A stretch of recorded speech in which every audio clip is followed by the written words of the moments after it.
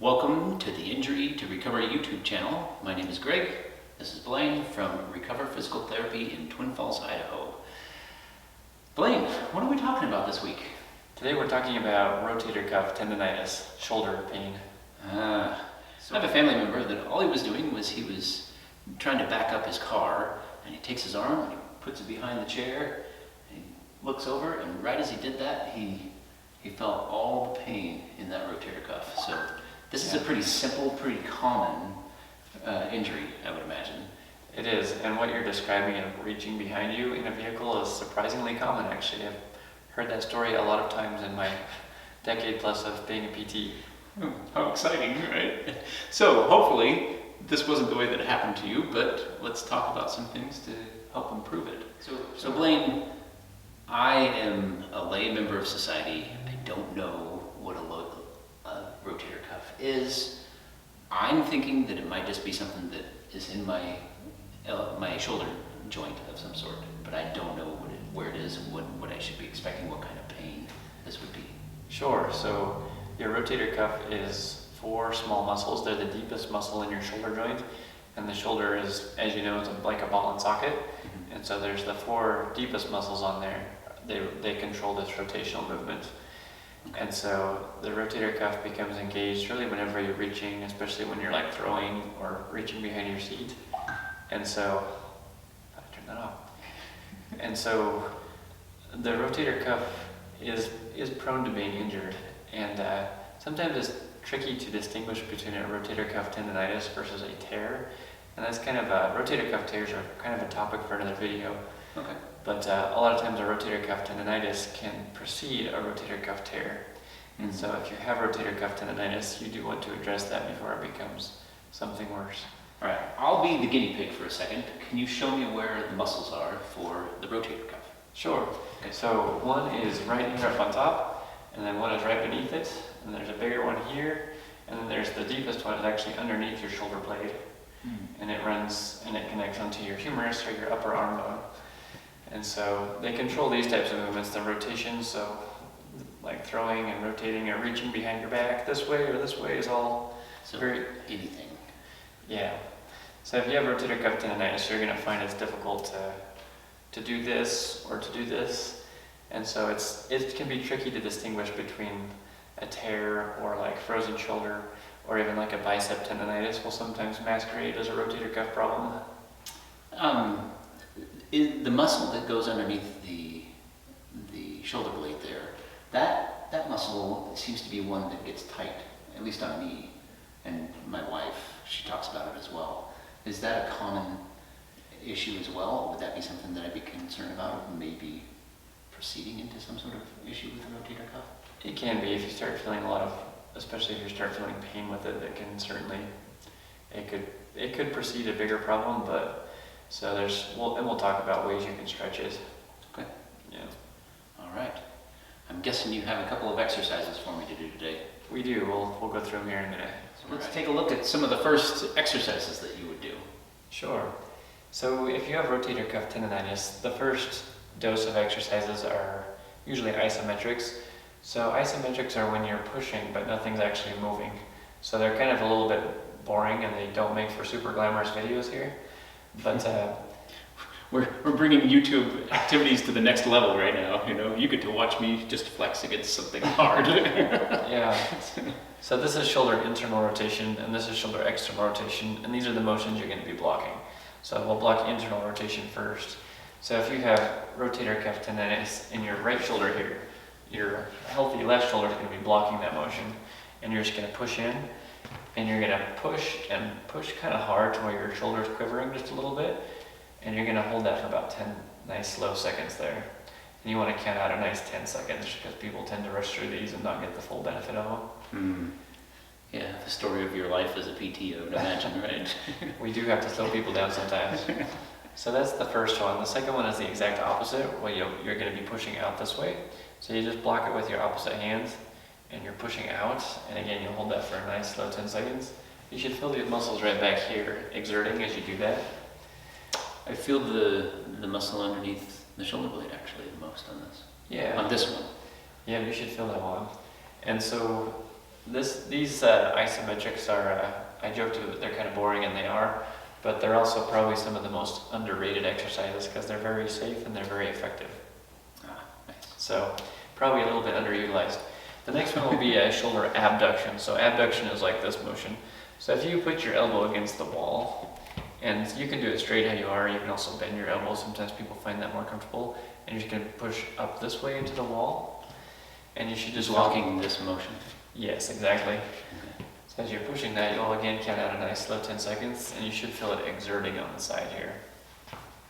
And so most people, if they stick with an isometric program for a few weeks, they very often notice some pretty good results with tendonitis. So isometrics are very effective for that. A question on this. I've noticed that with other injuries that I've dealt with PTs, one of the things that I commonly see is there's a lot of different type of static, just putting some sort of pressure with the muscle. What's the benefit for all of that? It's it's an isometric.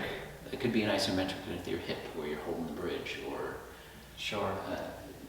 I guess I'm just curious. What's the purpose behind all that?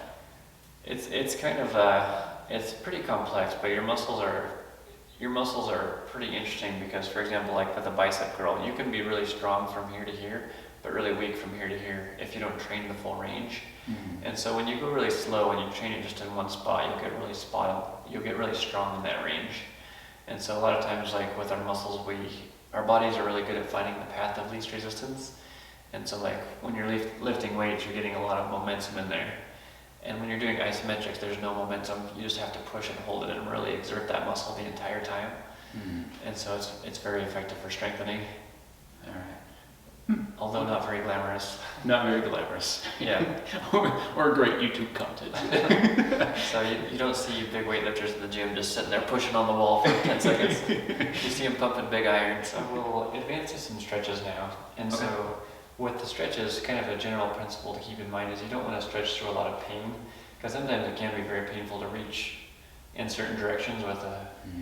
And so you want to stretch enough where you get a little bit of stretch, but if it's really painful, it's okay to back off. Okay. And so a real practical good way to stretch is just doing it up against the wall. So if you kind of walk your hand up the wall as far as you can, and you can vary how it stretches your shoulder joint in different angles by how you kind of turn your body. So right now your body is perpendicular to the wall, and you can kind of turn and face the wall or turn away from the wall. And you can really step around there and just hit that shoulder joint in different angles. And that's a good way to stretch it in different positions. And if you have a severe case of rotator cuff tendonitis, you might not be able to reach this high. So you might start just raising your hands to maybe 3/4 or so. But just do what you can without putting yourself in agony. And you want to keep the elbow static. Yeah. So I would move around like this, basically. Yeah. So that's good how you're kind of rotating your body in and out to give that a good stretch. So after you've done your isometrics and your stretches for a couple weeks, we'll generally advance to more dynamic strengthening. So we use bands for this. And so for this one, the band is attached right there, and you're going to keep that elbow tucked into your ribs, and you're just going to rotate out against the band. I'll do this side so people can see. Okay, yeah, we'll do both. So if this is the shoulder that has tendonitis, you're just going to pull that across your body, and then you'll let it come all the way out without lifting your elbow away from your ribs. Okay. And so sometimes people will like roll up a towel and tuck the towel between their arm and their ribs, and that really helps you maintain a pure rotator cuff movement. Just having something. Yeah, because otherwise people tend to let their elbow come out here, and which is not a bad exercise, but it doesn't really isolate your rotator cuff. I know, yeah. I'm going to get the small muscles that you're talking about. Yeah, and you can adjust the resistance if you step further away from the point of attachment and it gets heavier, and if you step closer it gets lighter, so you can kind of vary it. So you want to do about 10 or 20 repetitions of these, and it should be somewhat challenging. You should feel some fatigue by the time you get to the end, but hopefully not too much pain. Okay. So that's internal rotation. Then the opposite would be So you're actually external, right? Yeah, so external would be that way.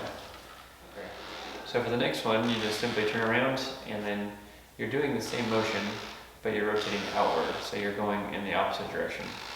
So and this one is usually a little bit harder going into external rotation. And again, I would recommend putting a little, like a wash towel between your elbow and your ribs, and that will help you to really maintain a pure rotation movement there. Cool. So you feel the burn on that one a little bit? I did. Okay. These next ones are also rotator cuff exercises. They're slightly more advanced than what we just did, but this time rather than holding your elbow at your ribs, you're holding your elbow up 90 degrees, just like you've got it. It's perfect there. And so you're winding up against the band while you maintain your elbow elevated nice and high here. Yeah. And as you rotate up, you don't need to do too many of these till you feel a pretty good burn. Well, I feel it. Yeah. So this is a more advanced exercise that we would do later on in the course of rehab. So we'd really get people's strength built up with the isometrics and the stretches first. It's almost hard to remember to keep your elbow up on this one. Yeah, so a lot of times you'll see people, if they're doing this, they'll kind of start to drop their elbow, or they'll bring it forward, and you really want to keep it straight out there and just wind straight up and down. Yeah, you could fatigue real quick on this one. Yeah. Okay. So that's good, you're feeling the burn. And then for the last one, we'll point so attach this a little bit higher, and then you'll be facing the opposite direction. Okay. And so again, you're going to hold your elbow at 90 degrees, and then you're just kind of rotating down. So kind of pretend like you're throwing a ball in slow motion. And this one is generally quite a bit easier than the last one you were doing. Yeah, absolutely. Sorry, the sound is... There we Was that squeaking on you? go. A little bit. And then the good thing about these exercises is you want to go nice and slow, but you kind of get a concentric movement while you pull down. And then as you slowly control it back up, you get an eccentric motion. And so eccentrics are very good for tendonitis, so it's good to go nice and slow both on the up and on the downswing. Well, Blaine, you just worked out some muscles that I usually don't spend a lot of time working out. So these are pretty small muscles, correct? They are, yep. And those are motions that we typically don't think about very often, but having those muscles working good are translate into a lot of daily functional movements. Yeah. Well, I love to throw the baseball around with my kids. I definitely think that maybe this would be something I should incorporate into my normal routine from time to time, just to avoid some sort of injury. Yeah, even if you don't have a shoulder problem, this is a great way to preserve your shoulder joint health. All right, cool. Any final thoughts? The last thing I would say is if you go through these exercises for a few weeks and if you're not noticing improvement, you should see a physical therapist. Because again, it can be tricky to differentiate between this and other shoulder problems. You need to make sure you don't have a rotator cuff tear in there, because that's treated differently. Yeah, all right. So, and like always, if you feel some sort of pain that it doesn't subside pretty readily, go and also talk with your physical therapist, right?